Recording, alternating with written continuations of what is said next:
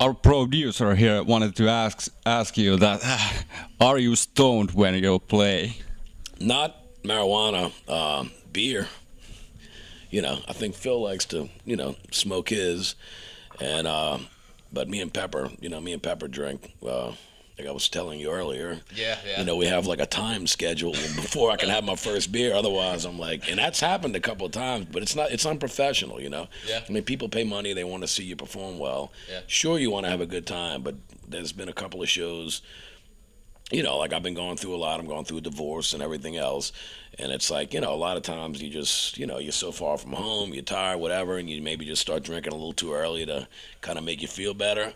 And but it's unprofessional, and I really, you know, really do my best to not let that happen at all. But we get a comfortable little, you know, not stoned, not like loaded, but just, you know, a good little buzz, you know, just to loosen up and get ready to jam, man. All right, Pepper. What it is. Yeah. What's up, Pepperidge? Screw you, hippies. Whose is this? That's mine. Dude, can I have that? I'll give you mine. You confused bag from Fused TV? Screw you. Remember that TV show, Fuse? It's a music television station. No. I made it say confused. Screw you, hippies, man. I gotta get that.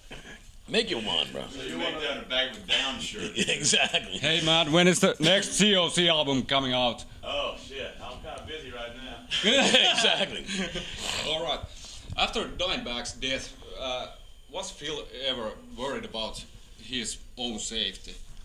I believe he was, and you know, I guess, I mean, it's, you know, we've all got people that love us. We've all got people that hate us. I mean, there's guys that, you know, I mean, I consider myself a really nice guy, but there's people that hate me, you know, that hate the bands that I'm in, that hate me, and I mean, you do worry about it. I mean, I remember I was probably the first one to play a show out of all the guys in down after Dime's death, and the first time, you know, a kid came like running across stage to dive in or whatever, it scared the fuck out. You know, I went like when I still do. If I see somebody, I get like nervous. It's just a normal reaction because that's what happened to him, you know. And I'm sure, I mean, we really do have good security. We take every precaution we can, you know, and do the things you can do. I mean, I think it was maybe the first, you know, few shows that he got on stage again to do it. I'm sure he was maybe a little scared. But I mean, he's, you know, he's the star of the band. He's the lead singer. He's the guy from Pantera and everything else. And it's like, you know, therefore they got people who worship him, but they also got people who hate him, you know, and that happens with, you know, with big bands or big, you know, big guys that are popular. I mean, there's guys that love you and there's guys that hate you, man. So you just, you know, we just take the precautions that we can, and you know, I think as time goes on, it makes everyone, you know, feel a little more comfortable, and you don't really think about it as much, you know. Yeah. Do you have any plans for DVD release? Yes, we do. We filmed the entire 2006 European tour we did, which included a show in Tampere in Finland, and but it's not gonna be like your typical, like, you know, backstage antics and whatnot. We want to make it a true like concert movie, similar to what they did in the 70s. We had 2 professional cameras come out for the whole thing, and we filmed just hundreds and hundreds and hundreds of hours of footage of us live, of us doing everything. And you'll see a little bit of the footage in the movie for anybody who's going to be at the show or who sees the show of us in Europe.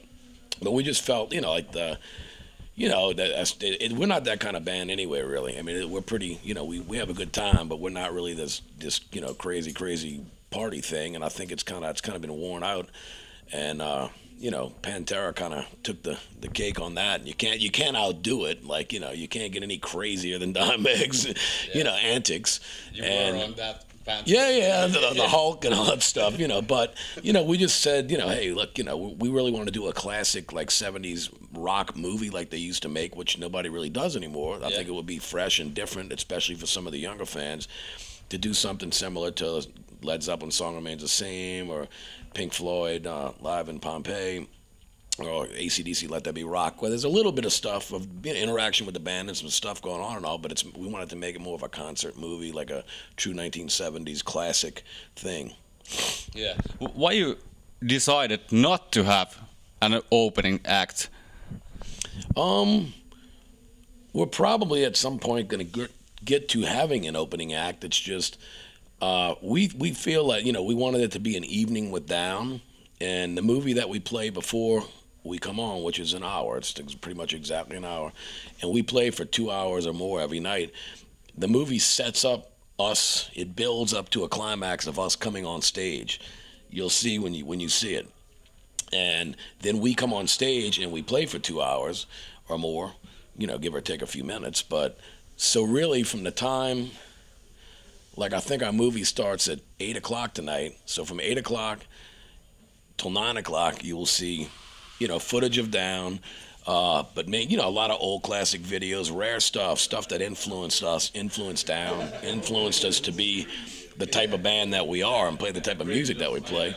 And we feel that really sets up, it builds the excitement for people to be ready for Down. It's an evening with Down. Everybody that's at the show is here to see Down, and we just feel that it really is a good way to do it. I mean, eventually it's going to get old and we're going to have to get support acts, or, you know, like if it's big bands like, you know, my God, well, you know, Heaven and Hell, Black Sabbath thing and stuff, we'll go support them forever. You know, if it's bigger acts and stuff, we'll go out with them as well and skip the movie thing. But for now, it works really, really well. So it's really cool for, like, it's for the Down, like really the Down fans. And I think that because a lot of times, you know, too, a lot of times people that are fans of Down may not like the band that will be opening, you know, and they're going to sit at the bar or be bored or whatever, you know, it might not be someone, you know, everybody's got different taste. Even though they're a Down fan, they may not like the opening act or something. In this way, at least, you know, they can kind of watch the movie and it'll prepare them for Down to come on stage. Okay, this is the last one. Will there going to be Down 4? Yes, most definitely. We're gonna try to continue this thing as long as we possibly can still play. You know, I mean, this is our main priority. Everyone's doing different things. Phil just had the Arson Anthem come out on his label. He's got some other projects. I have a couple of projects. Jimmy's got projects. Pepper's got. We all have stuff that we do. But Down is, you know, we made a commitment, a promise, a pact with one another. And this really is a brotherhood, you know. We made a pact with one another when we decided in 2005 that we wanted to get Down back together, that this was going to be our priority band, #1 band, always coming first. So we've already got a lot of material for another record anyway. We've got stuff left over. We've got ideas. You know, we write little things at soundcheck sometimes, and with that, there'll definitely be I don't know if it's called Down 4, but there'll definitely be a 4th record, and hopefully a 5th and whatever, you know. It's going to be a double album. It could be. This one could have been. Yeah. You know, we had enough songs that we didn't include. Although we thought they were very strong songs, I think when, you know, basically Phil arranged the tracking of the songs, and we tried to do it like when I was young. Like I said, I'll be 43. When I'd put on an album and listen to it from front to back, there was a certain vibe and a certain flow from song 1 to the last song on the record. And I think bands have gotten away from that. So there's tracks that we thought were very good, strong tracks that we left off the album, because it just didn't fit into the flow. So, I mean, like, to me, when you put on and you hear the first note of 3 Sons and 1 Star, and then you hear the last fading note of Nothing in Return, Walk Away, then it's one great experience in music, the vibe from the first note to the last note, and that was important to us. So but we do have a lot of tracks left over and a lot of ideas and stuff. We never run out of ideas and riffs, that's for sure. We got 5 talented dudes in the band that can write, so it's cool, you know. Okay, thank you, Kirk. Thanks to all the fans. Appreciate it. Have a great show, man. Thank you. Thank you. All right, bro.